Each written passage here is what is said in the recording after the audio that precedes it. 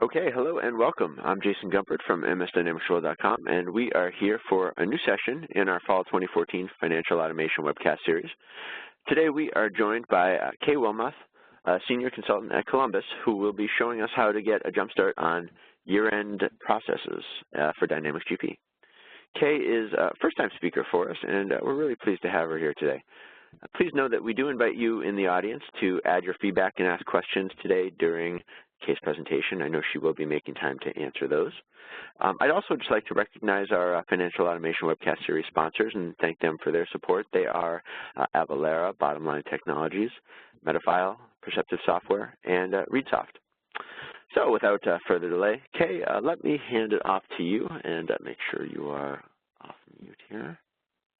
And hey, Kay, are you Hello. Yes, I am. Can you hear me okay? I can. Great. All right. So I'm going to take over then. So good morning, everyone.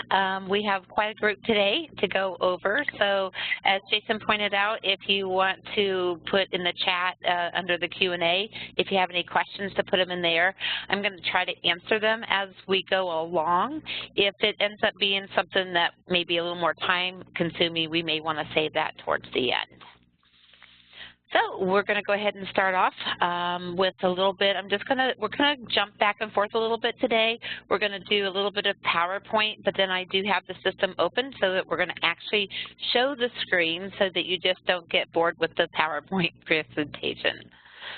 So some of the things we're going to go over is the suggested order of year-end processes. Microsoft Dynamics has a step-by-step which modules you should close in what order. So we're going to kind of go over that. And some of the month-end reporting and tools that that should be used really on a monthly basis, and we want to make sure that those are done so that year-end goes a lot smoother. And then today we're going to be going over year-end processes for inventory, receivables, and payables. And then I'm going to demonstrate the year-end process for each one of those modules.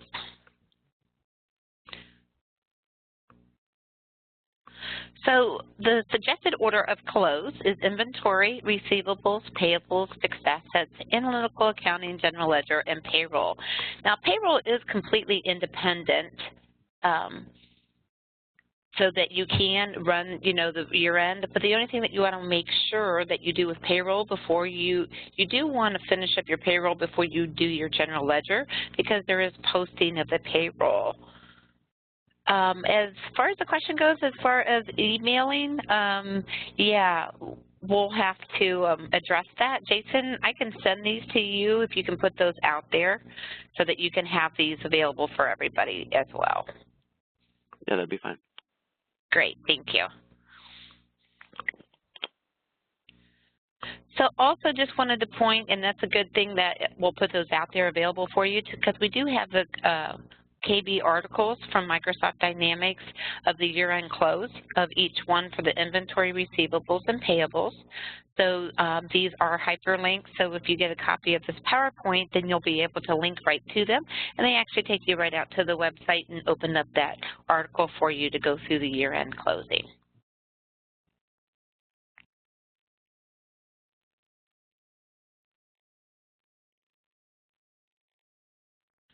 So some of the month-end things that you got to make sure that you want to get done is the reconciling from your subledger to your general ledger.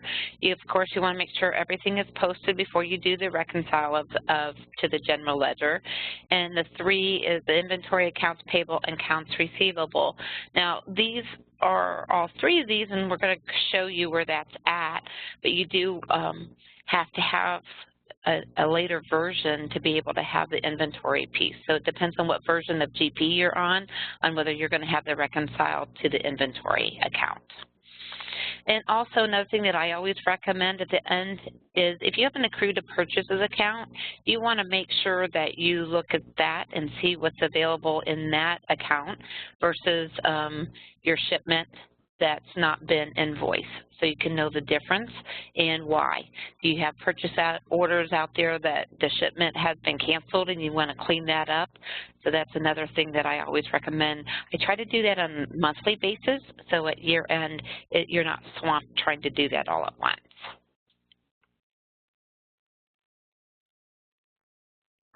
So the first thing that we're going to go over with inventory, because it's the first thing on the list, is reconcile your inventory quantities. That is in your routines, and I'll show you that in a minute.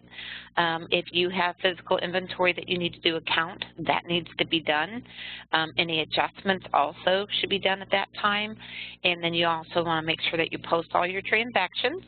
And then again, that reconcile inventory to the GL needs to be done, and then you need to do your year-end close at that point. So the year-end inventory. So I'm going to switch now, and I'm going to go up and I'm going to share my desktop for you so that you can see that. I'm going to open up my version of GP here so that we can kind of look where some of those things are at. So I'm going to inventory over at the left-hand side. And I'm also going to go look at transactions. This is where you have the stock count. So this is where you're going to actually do your inventory, your inventory count. You also can do it through the count entry, or you can do transaction entry, whichever way your company might do it. You can do either one, and then you also want to make sure you go through the series post to make sure all of that is posted. Another thing that you might want to look at is in your reports. Do you want to look at anything, activity and analysis? And again, reporting purposes, GP has really gotten good about that you can go back in time. But it's still nice to kind of look see where everything's at before you actually do your year-end close. So then under your utilities, we do have the reconcile, and I'll open that one up. This is where you reconcile your inventory quantities. You can do all of them, or you can do a specific range, and then do you want to include item history into what you're reconciling.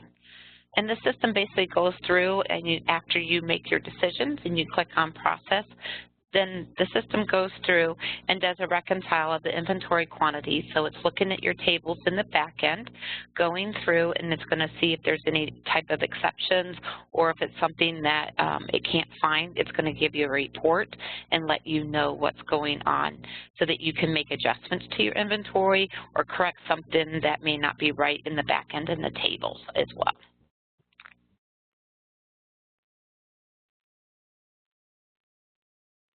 The next thing that we want to make sure that we do just to go through is the routines, which is your last thing, is your year-end close. So before you close, though, if you notice, there are things here that you can do at year-end closing, and that's just remove your discontinued items, your sold lot attributes, or your sold receipts and cost change history prior to, and then you would have to put a date in there. So in order to do discontinued items, you want to make sure that you go through your inventory list, and you can do that through a smart list or a report, or you can actually just go into your inventory card as well in here. And if you want to make an item discontinued, you would need to bring that item up, and then where the item type is sales inventory, you want to change that to discontinued. Now, the discontinued, that's one thing you have to do, and if it's marked discontinued, you want to make sure that you adjust the quantities as well. So your item has to be marked as discontinued, and there has to be no quantities available. Because if you mark it just discontinued and you have quantities available, you can still sell that item until it runs out. So the system doesn't really look at removing it until all the items have been sold or been transferred or adjusted somehow down to zero so that you don't have any items on. This helps keep your inventory list, especially with your lookup, nice and clean, so that once you remove that discontinued item, it's not here in that lookup.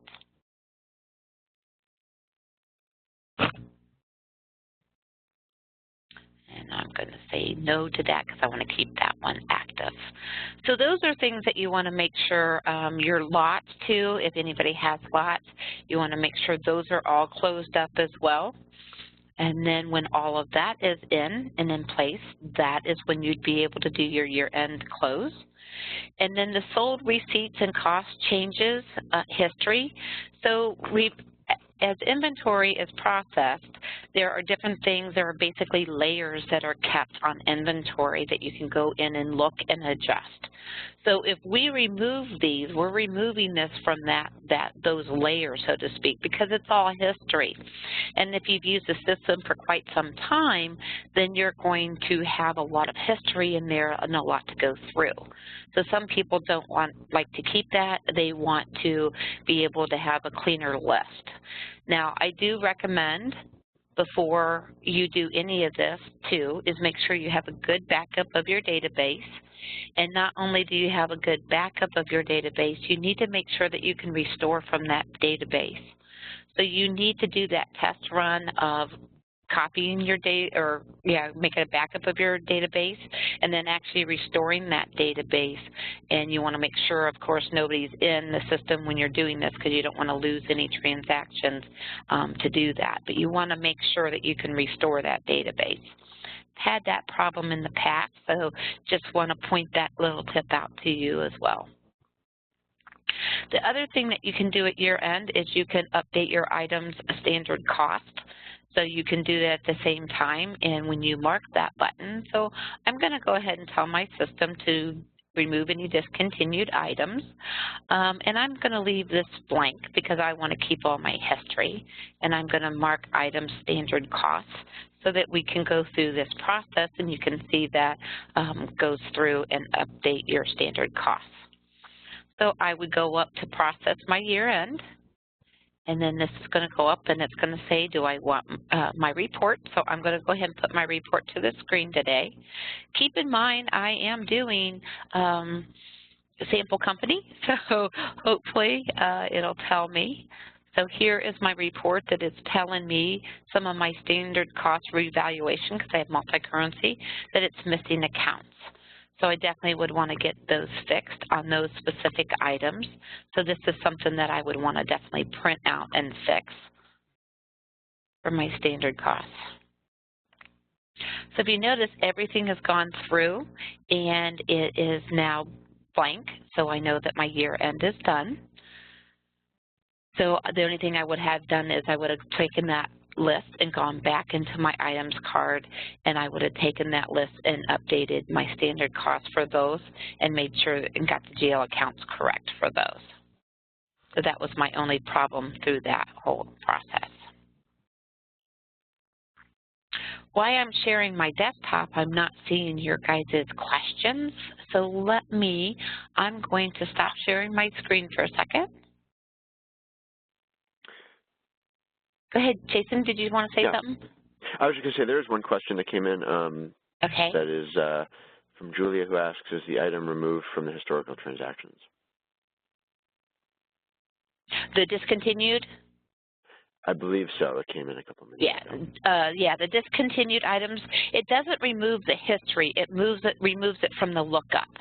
The only thing of it is because it's still there in history, you would have to remember those discontinued items. So specific sales reports that you run that is going to show what you've sold a lot of, or your analysis reports, it would still hold that detail information. It just removes it from the lookups. And then it's no longer available to sell or transfer or do any adjustments to. All right, and someone else asks here, Stephanie asks, how do you know what year was last closed in the year-end close window? I didn't see it displayed in the window. It doesn't in the roots for this one. There is no whether it's been done or not. So it's kind of a thing that you have to remember that you do. If you look at the list that I showed you, inventory is the first thing that you want to close up. So honestly, I don't know of any way. Does anybody in there in the group, if they know a way that can show up, you're welcome to put that in the Q&A for me. But I just know that I do it, and it's my own checklist. Another thing that you can do is if you go in your checklist and you set up a year-end closing, then it could go in there and do it. If I go this way and do it, then I could do it that way, and it would keep track that I had closed it. and then you would be able to know from here. So see, here's my year-end closing update that I did, and that would be a way that I could do that. And then my calendar year, if you're physical or calendar, if you're the same, you could use either one. So that would be a way that you would know that you had done it before, because it keeps track of the last time this process was done in your inventory checklist. So if you want to keep everything on the calendar year, because your calendar year, you would just switch it to calendar year, click on the Add button, and then what routine am I going to put in here? So I'm going to say year end, and then what GP window, because that's the window I'm going to do, and then I'm going to do a lookup there, and then I'm going to go down here to my year-end close.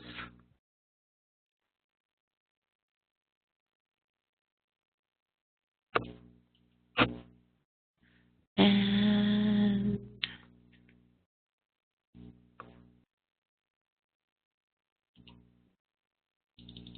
it's always fun to find these.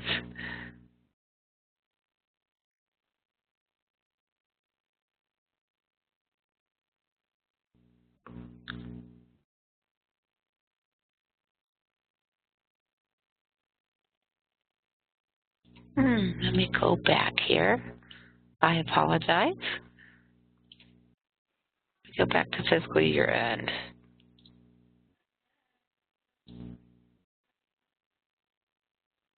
Inventory year-end closing is what it was called. And I must have missed that, so I'm going to go back in there and go to Add. And I'm going to, again, call this year-end. This time go to the Eyes inventory.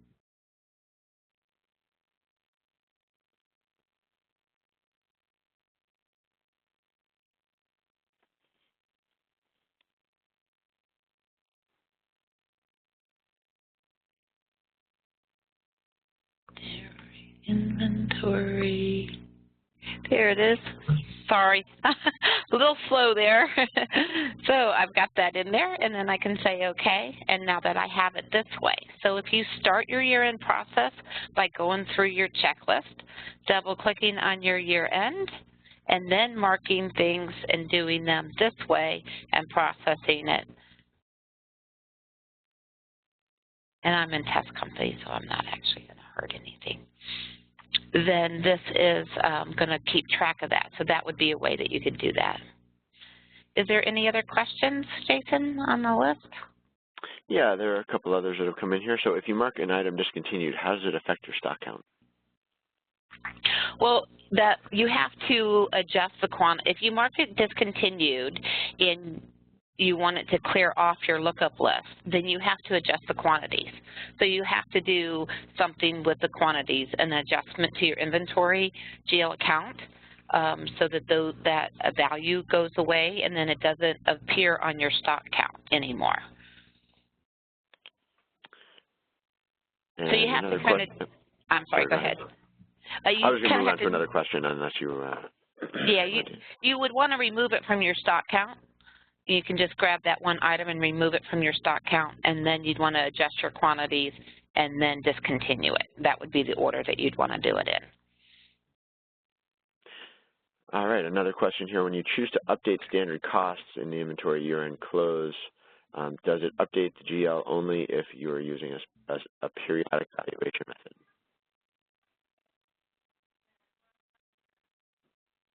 Periodic valuation on that. It's the standard cost, so it doesn't affect, it should update the standard cost for you in the item card. Even right, yeah, it should update that standard cost there. Brings it forward, basically.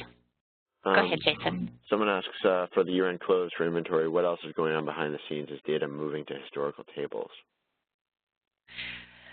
Well, with GP, it is in an open historical table, so it is saved as history, and then depending on inquiry and reports that you run, that you could see that information as far as like in inquiry under item or item transactions, depending on which window that you're looking at, or you're going to see if you look here on calendar for history on the item. So it would make a difference as far as that goes. All right. A couple other follow-up questions. Do you want to take those now, or do you want to move on? Okay. We're okay. We got time. Excuse me. One question. Well, one is, do most users close inventory module? And then the other is, do you recommend running the reconciled inventory quantity routine monthly? I recommend that you run it monthly, because if you're going to have issues and you're off, then you need to know why. And then you can correct those instead of waiting to the year end. If you keep running the reconcile on a monthly basis, then you're going to keep your system cleaner. Okay. And in reality, it shouldn't really find that much to begin with, but if you wait and do it all at the year end, then it's going to go through and reconcile those. So I recommend to do that at month end. I'm sorry, yeah, every month. Okay. And just I guess the other follow-up, so do most users close inventory, and what are user benefits of closing the inventory module? Yeah, they do close it, because you should be going through by Microsoft's recommendations that you close everything on a yearly basis, and that brings things into a historical aspect, because you have a historical item stock report, and you need to put that all in history for the year so that you start fresh for your new year. So I don't know of anybody who doesn't close at the year end for inventory, because it's just a process that Microsoft recommends that you do, and then that way you have reports that are correct.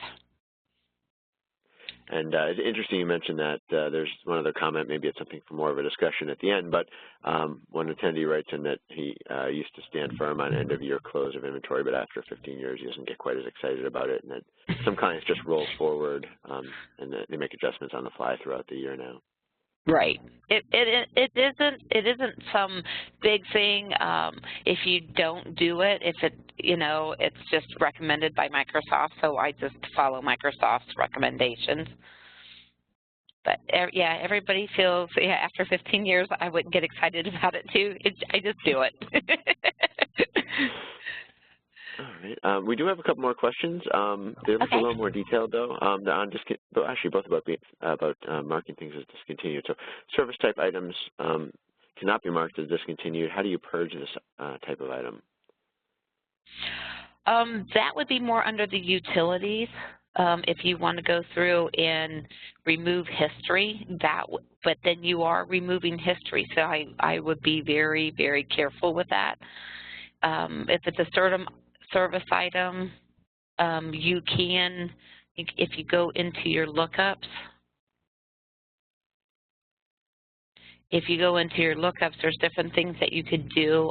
Here in the white caret, you can look at all inventory items. You can exclude inactive, exclude all discontinued. You also can do you can do a favorite. You can add that in, or you can do an additional sort so that you can remove those service items or that service type. It's something else that you could do to remove them from your lookup. You also could take a service item and make it as an inactive item. So that way when you did your lookup, you could have it. Can you exclude you can exclude inactive. Exclude inactive items, and then it wouldn't come up in the list that way. That's how I would handle service items. One last question at the moment. What happens to your stock count if you don't adjust quantities on discontinued items?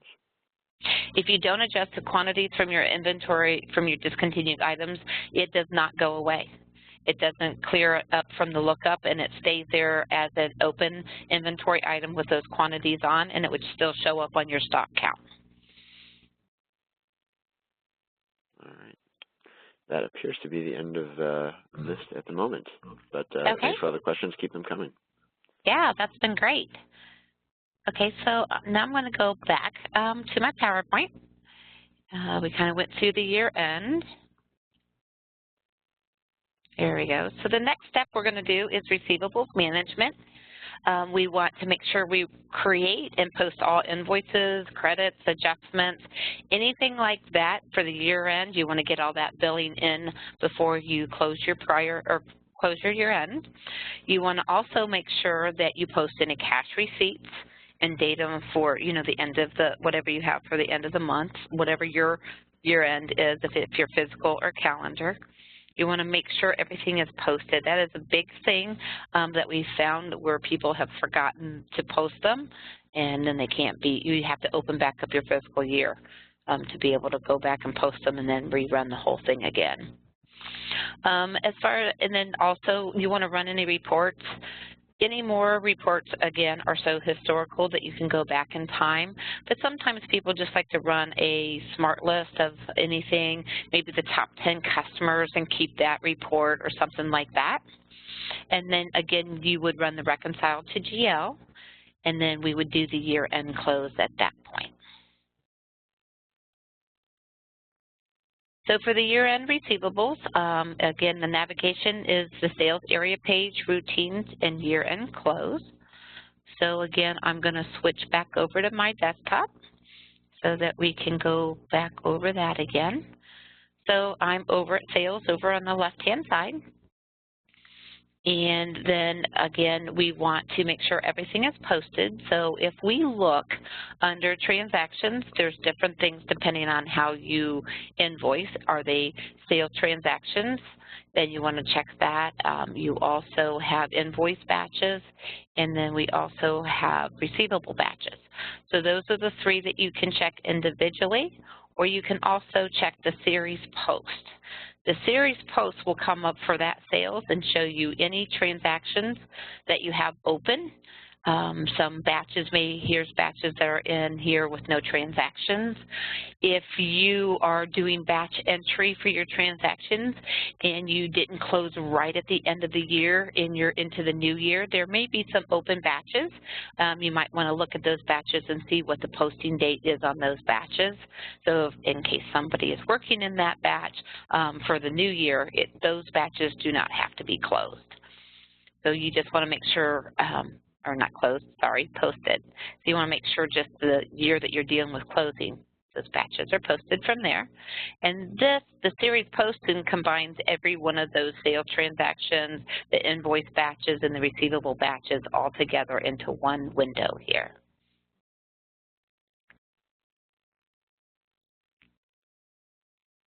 So another thing under reports, these are all the different reports. Everybody and every company is different of what they like to run, especially for people that are seasoned. It used to be very important to try to run some of these reports where now everything is so date-driven. Unless you purge a whole year off or something like that, you should be fine on any reports that you want to run.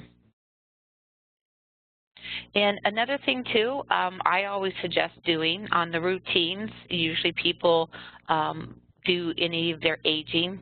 Some people do it weekly, daily, monthly, so I always recommend that you do run that aging, any finance charges. Make sure you print your statements all out for the year end too. Just kind of basically what you do on the month end. You want to go ahead and make sure you do that regular month end process before you do your year end.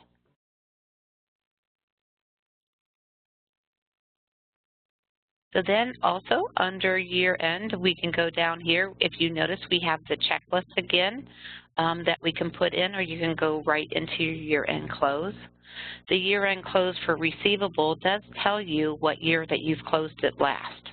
So that is a good feature, which inventory really needs to have that date in there as well.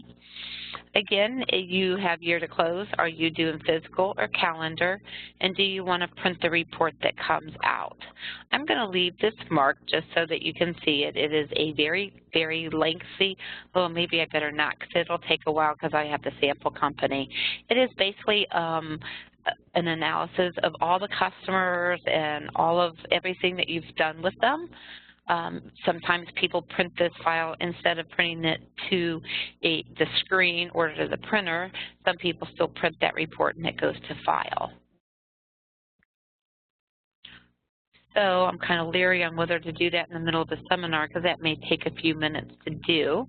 Jason, do I have any questions at this point? Because I'm thinking if I could answer questions why it runs, if anybody's interested in seeing that actual report.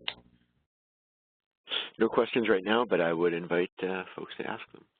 Okay, so I'm going to go ahead and take that off because it is a report that you can rerun, and it is, if you have a lot of customers, that report is going to be huge.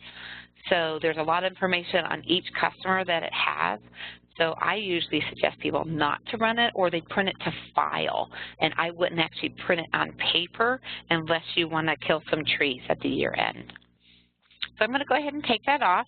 Year to close on calendar year, so I can just leave it on all. But if you are physical, you want to make sure that you mark physical, and then we're going to just click on the process button. And do I want to continue? So you do get that warning. So I can say yes. And then it goes through the process of closing the year. And it closes the window for you. So now if I go back to year-end close, you can see that, and again, I'm in sample company, so my system date is set in April 12th of 2017. So now I know what my last closing date is.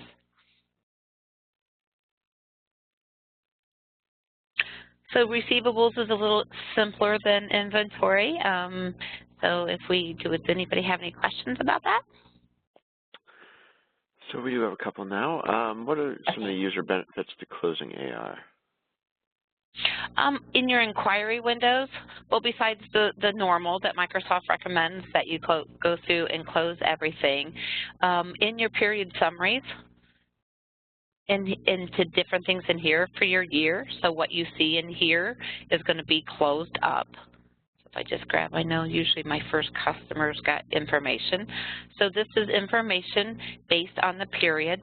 So you can see this information. This closes that out and sets it all to 0 for the next year. So 2018 would be blank, and then this becomes a historical year.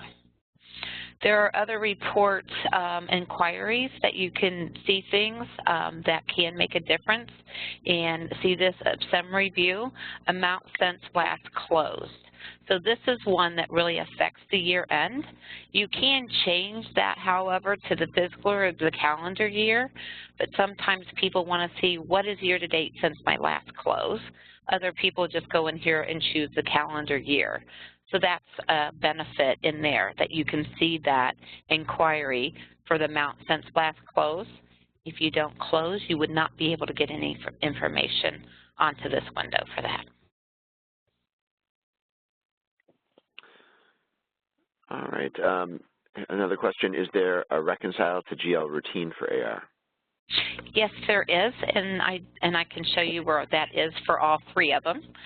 If we go to Financial over on the left-hand side for the area page, we're going to go under Routines and Reconcile to GL. This is the only reconciliation. It's not like inventory has 2. You can reconcile the inventory items is 1, and then this is the reconcile to the GL. So this is your sub-ledger versus your ledger. So in here, you have Payables, Receivables Management, Inventory, and Bank Reconciliation. If you are not seeing all of those in your system, it's because you're on an older version.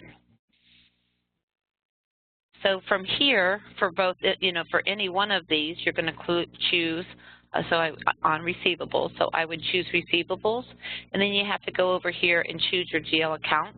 That is your receivables account, and sometimes people have more than one. Sometimes people just have the one account, so all you have to do is put as many in as you have. You have to put in your date from and to of what you have. So I know that I have data in for April. So I'm going to go ahead and choose my April for my dates. And then I have it receivables. This is my reconciliation date. And then I'm going to click on the process button. Oh, I did not tell it where to go. So I'm going to go tell it my computer. And I'm going to say my local disk. And I'm going to put it up just on my desktop. So I can save my file there. Then I can click on process. So as we all know, my fields are red and bold for required fields, and if you don't do them all, you're going to get your little notices that not all required fields are in. So when you do this process, it goes through and it actually creates an Excel spreadsheet, and it gives you information of what it thinks is in balance and what is not in balance. So if you did a GL entry into your AR, then you're going to know that. So we have two different things here. See, this is the receivables transactions, which is your subledger, and then you have your general ledger on the right-hand side. So we have different selection or different sections. The first one is unmatched transactions. So on my GL side, I have nothing, but I have different things over on my subledger. So what happened to these and why did they not hit into my receivables account? So I would have to go in and research those. The next section is potentially matched, and these would be that it thinks these are matching with those, and you just have to see if it really is truly a match.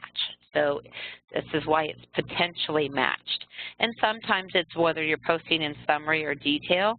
So if it's one batch total versus several transactions, it could make a difference. Then the third section is your matched transactions. So everything here matches one for one, goes straight down, which is great. And then at the bottom, it tells you, here's your balance for your receivables, your subledger, and here's your balance for GL. And if you can tell, I am way off between the two of them, so I got to go in and find out why. So for all of the different reconciles that you can do here, you do want to get everything in balance and cleaned up before you want to do your year end. And I knew I was going to be way off. Again, this is sample company, so I want to make sure that everybody knows that's the reason why I'm way off. And then I'm right back here again.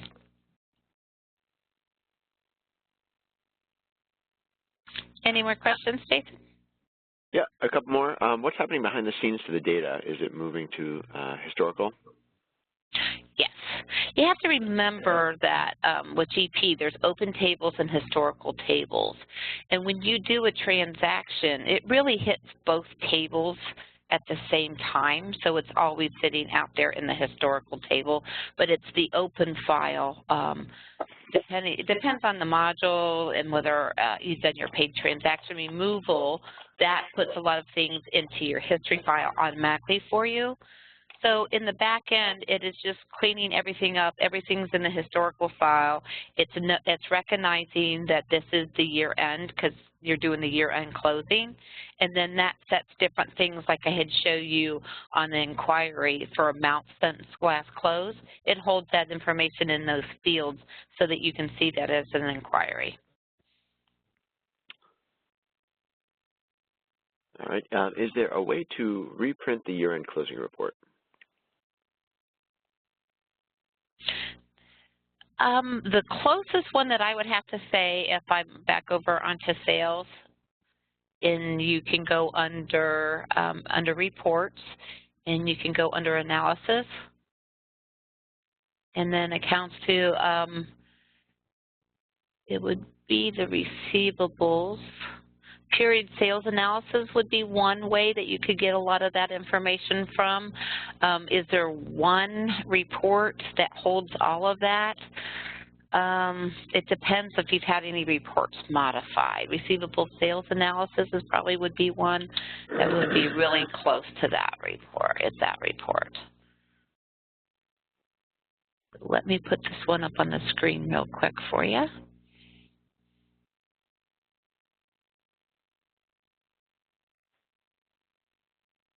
The difference with this report versus the other report is it does give you more information of the customer address information, payment terms, and all of that is what that one would show too. So it could be some that you may need to take a couple reports to get that year end. If you go under setup, there's customer setup that has that information too that you can see. So the customer setup is what is at the beginning of that report.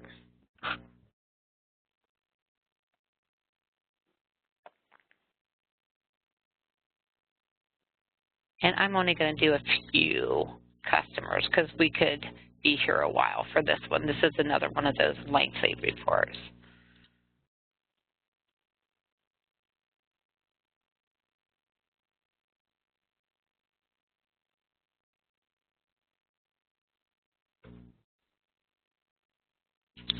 So if you notice, there is an awful lot of information here that it holds.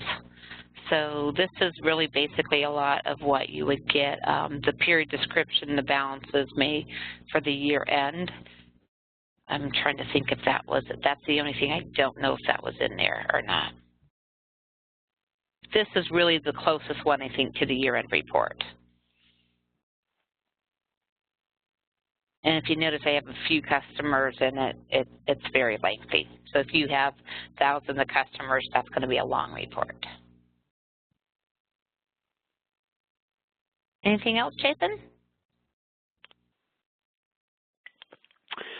Yeah, someone asks, should the Reconcile to GL be done monthly for AR? I do, always. AR, AP, and inventory, I always run those reconcile every month. Because Great. You're closing the month up, you want to make sure that your subledger is matching. Of course, your trial balance could automatically show that you're in balance, but I still just run the routine just to make sure it doesn't hurt. Good, and I guess we just have kind of one other comment here. One person says that this is his first year with GP, and his financial closing is in March of 2015. He's going to try processing these activities in a test company before the big day, and I think he's finding these steps useful. That is very good to do a test company, especially if it's your first year. Take your copy of your database, and like I said earlier, you got to restore. So take a copy of your live, restore it into your test company, and then do your year-end and make sure everything goes through. So that's a perfect suggestion for everybody, especially if you're new. If you've done it for a long time and you're used to and you keep things really clean, then just as long as you have a good backup you can restore from, it always helps. All right, that is all the questions for now. Okay, good. So I'm going to go back and switch to my PowerPoint real quick so that we can continue on. So the next thing we're going to go over is year-end payables. If you notice, post, we always make sure we get those transactions, everything posted. And again, the same area that I was in before, we want to do the reconcile to the GL. You also, not only do you want to post all your transactions, again, you want to make sure all your payable transactions are in for the year. You also want to make sure your check run, if you're going to do a check run for the year, watch your dates, make sure that the check date for that year is for that current year. So that needs to get done, and then you want to make sure that's all posted too. And then the reconcile to GL where we were just at, and then the year-end close for payables too. With year-end for payables too, if you notice, we do have our date there. So in the navigation, if you notice, everything for year-end is always usually in the routines because that's considered a routine. And the routines are something that are not, they're routinely done either on a monthly or a yearly basis. It is not your day-to-day transactions. So we're going to go ahead real quick and go right back over and share my desktop back again. So now we're back over here, and I'm going to switch over to the purchasing side. Purchasing and payables are both under the same. They actually have some companies that don't do purchase orders, and they only use the purchasing side for just entering payables directly into their system. So in your transactions, it is broken out between transactions which are purchase order at the beginning, and then the end is all your payables transactions that you have. So just like anything else, you want to make sure everything is posted. You can pull up your batches individually, or you can go to the series both, and then you can see all your batches out here. You want to make sure that all of those get posted.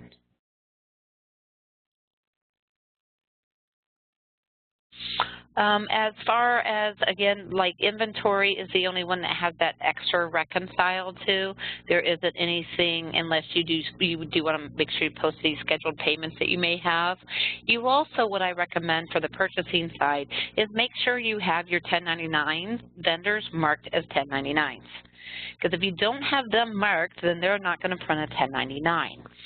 So if you go through your list and you find that there should have been somebody that is marked with a 1099 but wasn't marked, if you go to the professional tools, you can update that information. Before, a long time ago, you used to have to go back and you could go into the cards, and you still can. You can still go in and manually update the 1099 information, but now the professional tools has a process that'll go through, and you can say this vendor should have been a 1099. You pull that in, and it updates all the information for you, goes back through for the whole entire year, and then that way you can print your 1099 too. So if we go under 1099 under vendor, pull up a vendor, and under your options, this is where that information is kept. So this is a 1099 vendor because he's a miscellaneous and he's a number 7. So that's the information you got to make sure is there. By having that information there, you can get more information. If I go under here, under cards to the 1099 details, then I can pull up my vendor. Should be my, you can tell I use that number, that first vendor a lot, first customer a lot. So then I can go through here and display by the month, or I can display by the year. So then here's my number 7, and here's my amount right there that is collected for the 1099.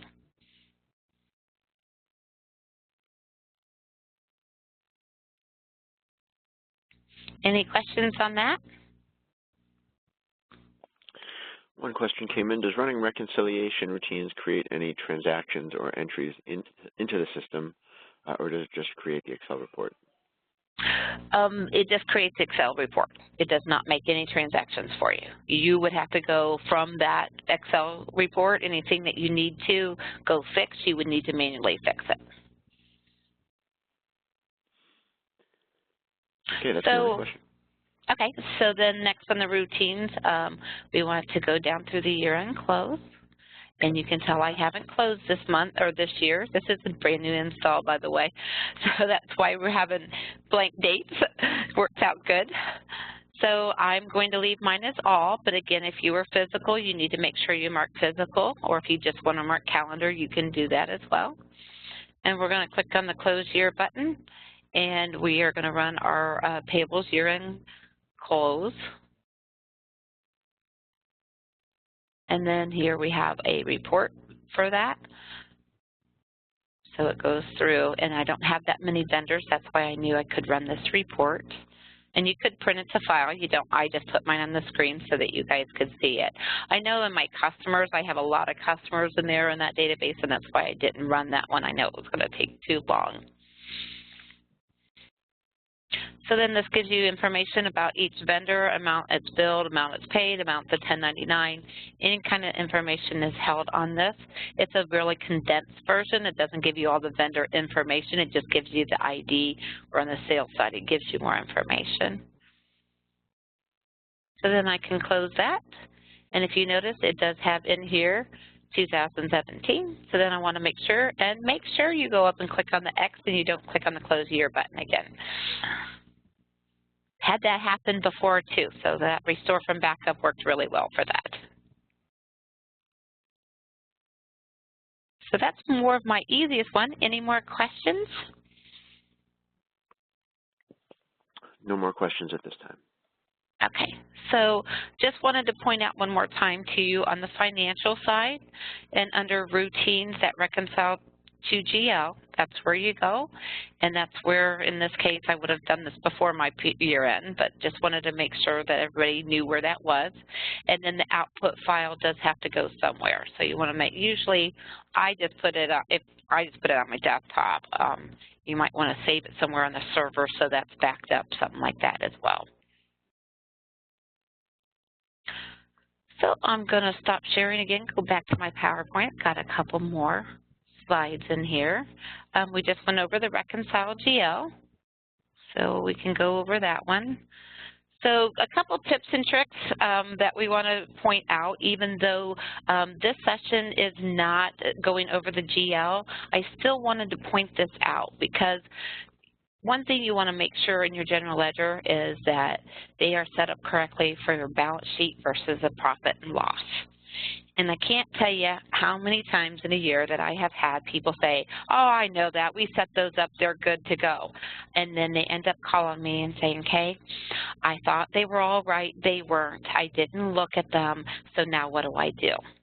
So there is a big process for the general ledger to go back and correct those. There's a lot of steps involved in that. There is a KB article out on that as well, but it's a pain. So I try to get people, run that quick SMART list, look at your GL accounts, make sure that they're marked balance sheet versus a profit and loss.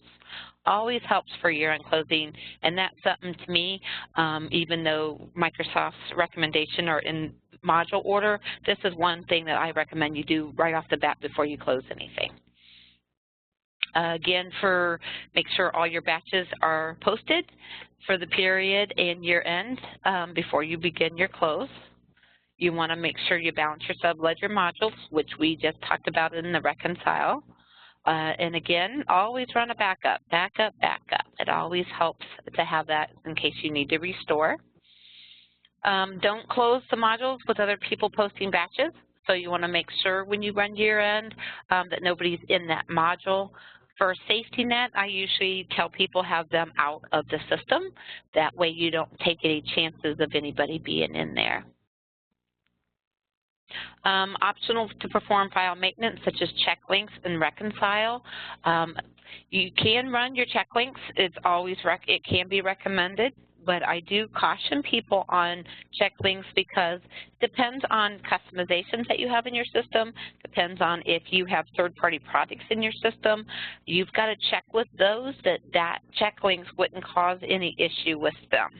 So I'm just it is a good thing to run check links, but again, it's a good thing that you got to check with customizations or your third-party product company before you do to make sure it wouldn't cause any problems. And then you also got to make sure that you create your new fiscal year and close your periods out, and that's going to be covered in tomorrow's session for your general ledger. Because once you're done with a module, it's really good to close up the year or close up the module for the year end so that nobody goes in and marks anything or tries to go in and post after you've done a year end process. So I'm going to go ahead and switch because I know there's some people on today's session that is not going to be in tomorrow's session. So I just wanted to show you that real quick under Microsoft Dynamics GP in Tools, Setup, Company, and fiscal periods. And I'll pause just a second. So if you're writing this down for the newcomers to our webinar, under the fiscal periods, you have your year and each of your periods listed out, and then you have each one of your modules. And you might want to be closing those modules on a monthly basis. And if you don't close on a monthly basis, then you close at the year end, then you can click on the mass close button, and that's going to automatically close all of those up for you too. I'm not going to actually do that for all mine because I'm going to run through some of this tomorrow. So that's how you close up your period. In here too, just to point out for some that may not make it for tomorrow's session, the period name, you can change those names if you need to, and depending on if you're fiscal or calendar year. And then if you need to set up your new fiscal years, I already have 2018 set up, but you just type right over top. So I'm going to do 2019, and you put your first day and your last and tell it to calculate, and it creates your fiscal periods for that. In your case would be the next year.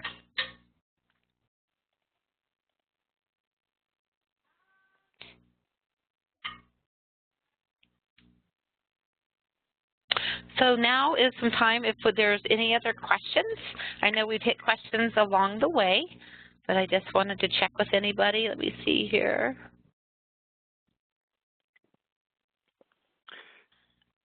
And Kay, just for your reference, I've been marking some of them. The ones that haven't been answered have no coloring next to them. Oh, okay. Near the bottom. Near the bottom. Okay, so I see that. Well, I'm not seeing color on mine, Jason. Okay. Well, there actually have been a couple of questions popping up since you mentioned another session. Were you referring to the Friday session on payroll?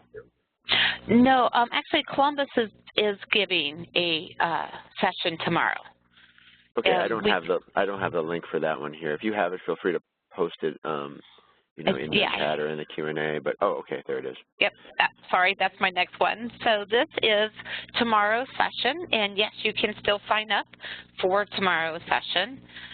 So if you just go to that link right there, and I'll leave this up for a minute so you can write that down. That tomorrow's session is through Columbus Global only because Dynamics World did not have a space open for that one. So that is another one we're going to do, and you're welcome to join that one. And then Friday's session that is through my Dynamics World is going to be on Friday. This is payroll, and payroll gets a session all by itself because we all love payroll. It takes a little bit longer to go through payroll. We have a lot of questions a lot of times. So we'll be going through the routines of closing payroll, showing you different options too for payroll because sometimes you're not quite ready to close up your year, but yet you got to run your next payroll year. So we have some tips on that. So that'll be for Friday as well. And one of the questions I see on here, does it matter when you build your New Year's calendar in the GL? No, it doesn't. You can have as many years as you want in the future.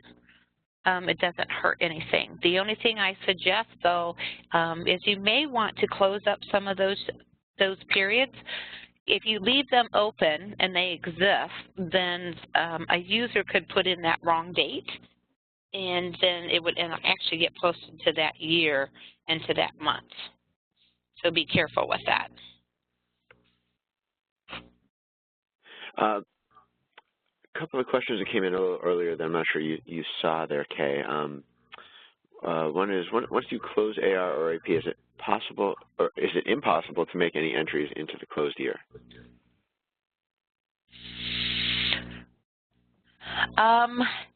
You can make entries into the year. They're just not like that one where that amount since last close would not, those figures would not show up into that inquiry screen because you don't want to close it a second time. All right. Another one, how does the reconciliation date relate to the date range when running the reconcile ledger to GL function? Let me go back. Oh, let me go back and share my screen. So when you're doing the financial routine and you're doing the reconcile, you have a date range, and usually it's for a month. And the reason why GP gives you the date range is some companies, because they are big, they don't reconcile on a monthly basis. They may do it on a daily or a weekly basis. So that's why they give you a from and to. But if you're doing just a regular month end, you just want to put the first day of the month to the last day of the month. And anything that is posted on these dates is what's going to show up on that Excel spreadsheet.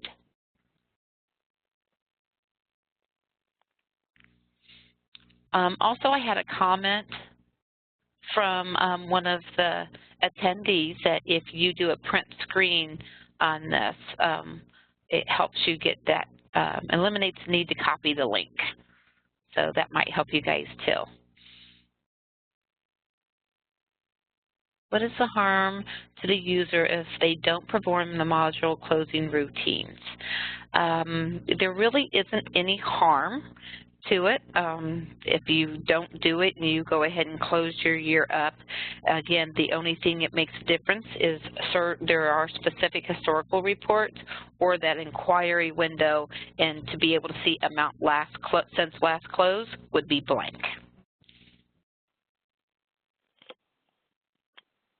Have I missed any more, Jason? Are we good? We've got about a minute left. Hey, this is perfect timing. Yeah, and I think we could kind of leave things on on on one note that someone mentions here, Jerry writes that the end of year is akin to backing a boat into a slip. Even when you get good at it, it is still a nerve rattler. Yes, people do get very nervous about year end, but just remember, do a backup. If you got a backup, if you put into a test company, go through the year end in your test company first, then that should be able to resolve any problems before you do your live. But it is very nerve-wracking for a lot of people. And like I know one of our users said he'd been doing it for 15 years. I've been doing it for over 20, so I have to date myself. I've used GP since version 4 is when I started using GP, so I've been around for a while too. All right, yeah, always a badge of honor for people to be able to know when they started with GP, it seems like. Yeah, I can tell you when certain things came out in versions too. That's scary. Okay, everybody. Well, our time is up for the day. I really appreciate everybody attending. I did get a message here. I was unable to get the link to work. If you could specify which link, we've thrown out a few here. There's one in the chat now for our Friday session, as well as the bit.ly links. Right. So which link can you not get to work? And while we wait for any other details on that, let me just add that as people do depart today, please be on the lookout for an evaluation that should pop up in your browser after you leave. It should only take about 30 seconds. We really do love the feedback, and our speakers really appreciate it too. So for part 2, that bit.ly link apparently is. Yeah, I'm going to go out and check that real quick here. Real quick, because I don't want anybody who would like to be able to be in. And to answer the question about access to the session afterwards, we are recording it. We'll make it available on our YouTube channel and on msdynamicsworld.com, and we'll try to send out an email alert on that too. I am getting the same error. This was provided to me by Columbus. Give me just a second. Anybody who wants to stay on just for a second, I can get that information. Let me get that up real quick. I should be able to pull it up through my Outlook because I have that saved. Someone else says they were able to use it successfully. Well, we will keep the session open, but we're going to stop the recording at this point. So thanks, everyone, very much for joining today. Feel free to hang on the line. But this concludes the formal part of today's event.